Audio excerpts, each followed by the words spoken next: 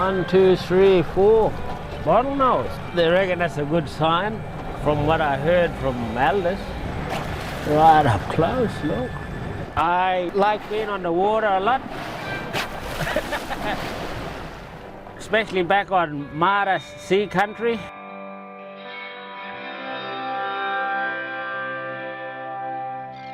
We're on a boat called the Carolyn, a large survey vessel. Tied up to the Carolyn, 2 other vessels. Over the next few days, we'll be sampling hundreds of sites with drop cameras and towed video to identify what's happening on the seafloor in the Limmen Marine Park.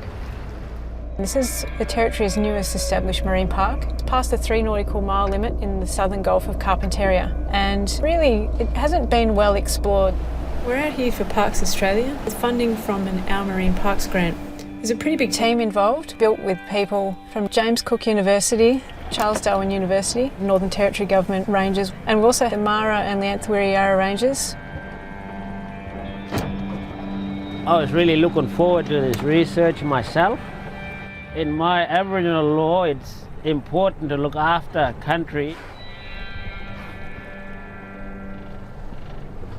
Number 995, 17 metres. That's the bottom, rocky, sandy. Sand mud shell as far as the substrate, and we're seeing a few hard corals as well. All the ocean-dwelling animals are important for our cultural side. Even seagrass in our culture has special songs.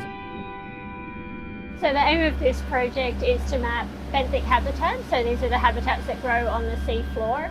The idea is that we want to know what's in the marine park, what habitats are there, and also what species are there. But we're also particularly interested in seagrass and whether or not there's extensive seagrass meadows within the park. Our plan out here is to cover as many sites as we can, dropping cameras, filming the seafloor, and also taking samples.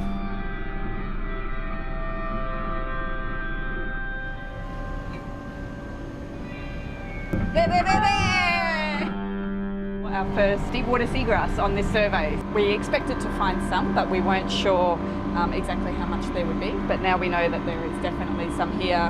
Most likely Halophila discipiens. It's a deep water specialist and can thrive in fairly low light conditions. It tends to be quite patchy in distribution, so it can be difficult to find when you're out in really expansive areas. So we're pretty happy that we found our first patch.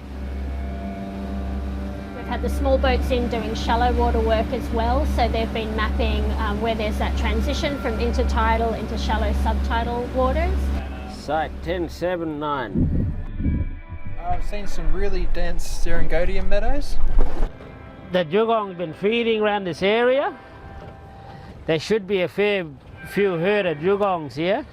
There's song lines running through this island here called Beatrice Island, but in Marra language we call it Yumungudi. This is where the dugong hunters travelled from Borlula, and they ended up staying here. So that's where their spirit is now.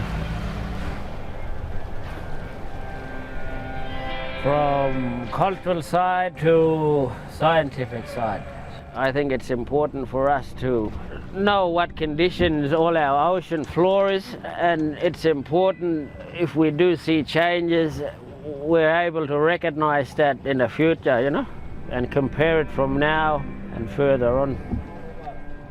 And then we're off to 17. Yeah, got that, mate, all good. We're hoping that this is the foundation layer. Using seagrass as an indicator of health for the environment, and we can start to get an understanding of dugong health and turtle health, and also health for fish species, prawns, things like that.